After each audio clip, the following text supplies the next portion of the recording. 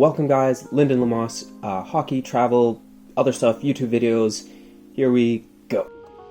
This one's a goalkeeper session from Haarlem. First drill, Nick would either throw a ball onto the ramp and then you'd have to make a clearance, or he'd toss it to the non-net goalkeeper. They'd kick it at you and then you have to again make a save and a clearance. Okay, honestly, that first set was a bit weak. It takes me one to dial in, but allow me, the second one's a lot better. And he makes an important point here, listen. So this is the perfect exercise to manage to keep your shoulders in the way you want to do. So this those vodka Red Bull. Okay, so balancing Red Bull vodkas. He had earlier asked me what my favorite drink was and to imagine balancing 2 glasses on my shoulders.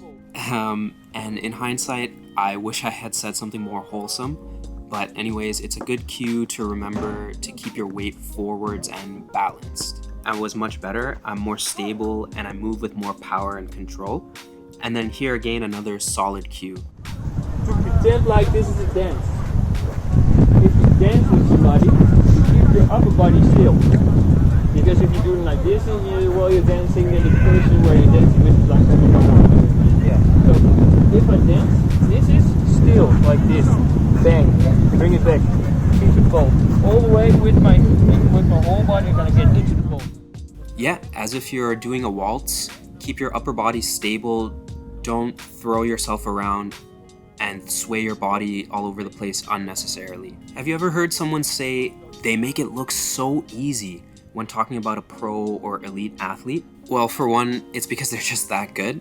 But more importantly, what they're doing is they're simplifying things as much as possible. They're cutting out any unnecessary movements that either waste energy or don't contribute to the execution of the skill. Therefore, by cutting out those excess movements, they're moving in the most efficient and accurate way. So second drill here, shot on one side, and then the non-net goalkeeper tries for a one-time or a deflection on the second shot. Another important cue from Nick.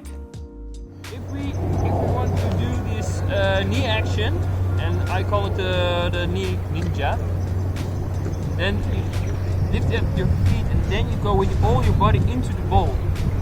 So what now happens is that every time we open our body and therefore we step back into the goal.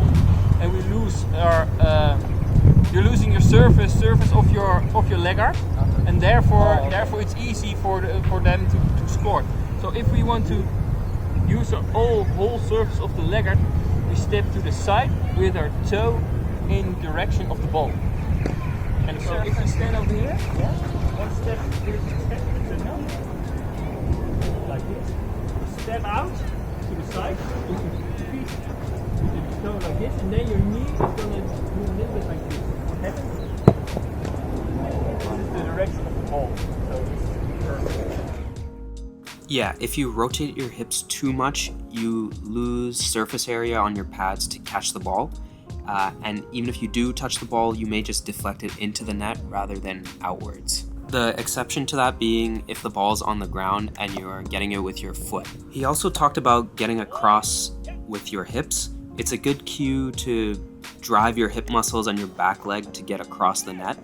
I feel like I do a decent job of that here. And I've got videos where I demonstrate exercises for lateral speed and power, so a little bit of a plug there. That's all I've got for now. Goalkeepers tend to get overlooked. I remember growing up there was a lot of times where I was just kind of left to trial and error things on my own, so I want to make sure that I give us some shine here. So main takeaways: 1, balance and stability; 2, don't overturn your hips; and 3, get your hips across the net. Going back to these clips and rewatching and editing made me remember how important it is to have someone giving you feedback, even if it's on these fundamentals that you already know. Just hearing that feedback kind of helps you to keep staying disciplined and keep staying with those important little bits of attention to detail. And from what I remember, the crazy thing to think about is that Nick was actually just doing that coaching work on the side while he was finishing his master's. that kind of just shows you how much of a mecca Holland is for hockey. Just a local coach that did contract work in the area, could teach so well, and he could do it back and forth between English and Dutch so seamlessly to help me out specifically. But yeah, that is it for this one. I'm not sure what's coming next, but I'm going to put together a calendar for the next couple of months and just continue working on the consistency and the volume. Definitely more Keepers content in the future, but yeah, leave a comment for some feedback, like if you liked it, share if you think somebody else might too, and subscribe so that you're in the loop for the next one. See ya.